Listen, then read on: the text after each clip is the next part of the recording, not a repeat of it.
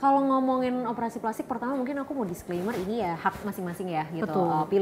Pilihan masing-masing perempuan untuk melakukan hal tersebut gitu. Cuman yang jadi catatanku adalah jangan sampai kita melakukan operasi plastik ini tuh dengan pikiran bahwa we're not good enough gitu loh. Jangan sampai kita ngerasa kayak gue kurang di sini, gue kurang di situ, gue jelek gitu kan, gue nggak cantik, that's why gue harus operasi gitu. Dan ketika sudah operasi kita masih merasa kayak masih kurang bagian sini, kayak bagian sini masih kurang, nggak akan ada habisnya kan gitu loh. Maksudnya kita mau ngomongin perfect pun siapa sih gitu sosok public figure yang perfect tuh yang kayak ini nih gitu yang Angelina Jolie wah gitu, iya gitu loh, misalnya kayak ini mukanya presisi kan. Diukur pakai kertas. Ya mukanya presisi, alisnya sama gitu kan, ininya ukurannya gitu.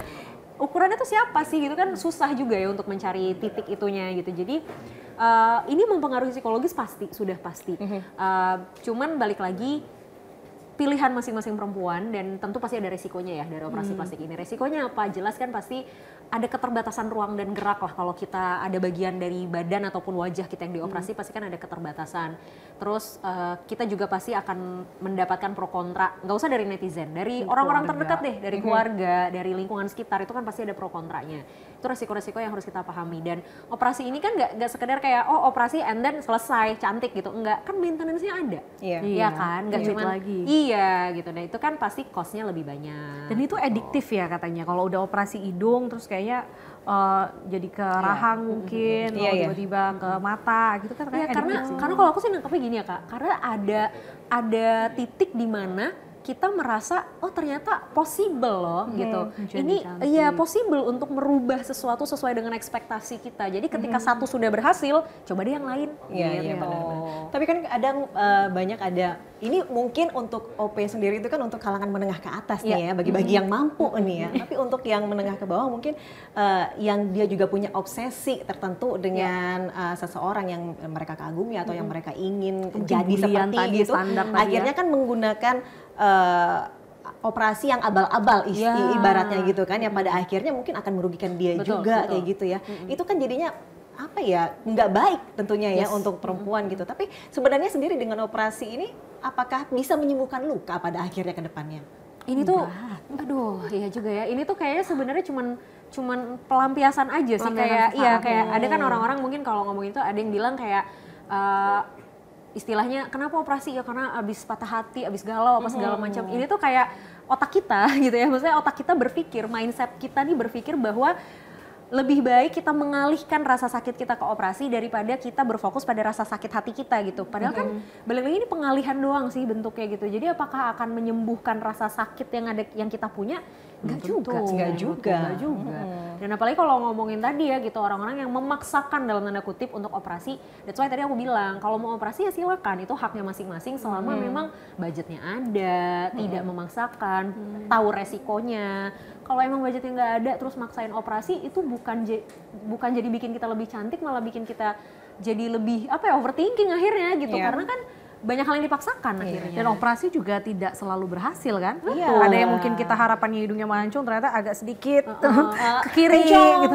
Mancung tapi mancungnya ke samping. Kayak gitu kan. Terus katanya juga kalau pilek, aduh ribet sih. Tapi ya itu balik lagi pilihan ladies di luar sana kalau memang ingin merubah mukanya. Ya, dan kalau bisa itu jadi jangan ada tekanan di situ jangan dipaksakan. Nah, artinya bagaimana ini sebenarnya untuk bagi korban nih ya yang menyikapi dari jempol-jempol jahatnya netizen itu seperti apa yang harus baiknya menyikapin mereka? Nah, ini aku selalu bilang ya sama teman-temanku, bahkan aku praktek nama diri aku sendiri sih Kak, bahwa kita tuh harus kita harus menyadari bahwa ini tuh bukan real life kita loh. Social media tuh bukan real life kita. Real life kita adalah orang-orang yang kita ketemu tiap hari, yang kita bisa ngobrol in person gitu kan, face to face, itu real life-nya kita. Jadi apa yang orang-orang omongin di social media ini belum tentu yang sebenar-benarnya terjadi. Jangankan omongan-omongan buruk ya, omongan-omongan negatif, omongan-omongan positif pun belum tentu yang sebenarnya terjadi. Orang-orang bilang kayak, Kak kamu cantik banget, Kak aku bangga banget sama kamu, aku ngefans banget.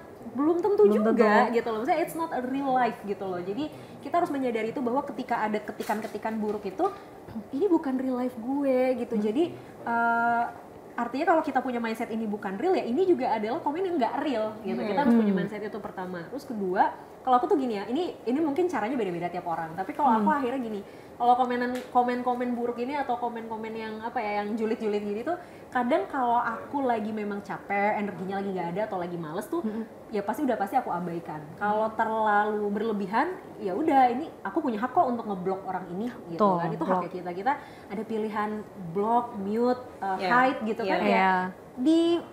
Dimanfaatkan lah pilihan tuh, nggak usah dibaca deh gitu ya, nggak usah dibaca gitu kan. Nah tapi kalau aku kadang lagi iseng ya, kalau energi aku lagi ada gitu, balas. Suka aku balas tapi aku bercandain, aku bercandain biar digondok gitu loh. Aku tidak mau memberikan apa yang kalian harapkan gitu ya. Kalian kan pasti pengen aku marah nih, aku ngambek nih, oh tidak gitu. Jadi aku kadang suka aku bercandain. Aku sih selalu ininya tuh selalu berpatokannya, kalau kita balas komen itu, dampak ke kitanya apa? Kalau setelah balas komen kita malah makin kesel, makin berapi-api, kita malah makin kayak, oh pengen gue lanjutin nih, makin kepancing, stop, jangan dilanjutin. Tapi kalau setelah kita balas komen terus kita kayak, haha, kena kan lu, oke, baik gitu. Kalau habis itu begitu, ya udah, berarti udah itu cara yang tepat untuk dilakukan. Cara lain ketika mungkin kita udah kena mental nih ya, dari jempolan-jempolan netizen, terus kita jadi insecure gitu. Cara tersimpel mungkin tercepat juga untuk kita akhirnya bangkit lagi tuh gimana? Itu penting tuh. Iya, jadi yang pertama gini, kita harus memahami dulu siapa diri kita sih sebenarnya gitu loh. Kayak ketika ada orang komen gitu ya, orang komen tentang diri kita gitu, jelek-jeleknya, negatif-negatifnya, kita lihat emang diri kita hanya dinilai dari apa yang orang-orang komen gitu. Kayak misalnya orang ngomongin, ih kok lu gendut banget sih misalnya gitu kan, terus itu kan balik ke kitanya gitu loh, kayak lah emang diri gue cuman itu doang nih, cuman sekedar itu doang kan, enggak gitu.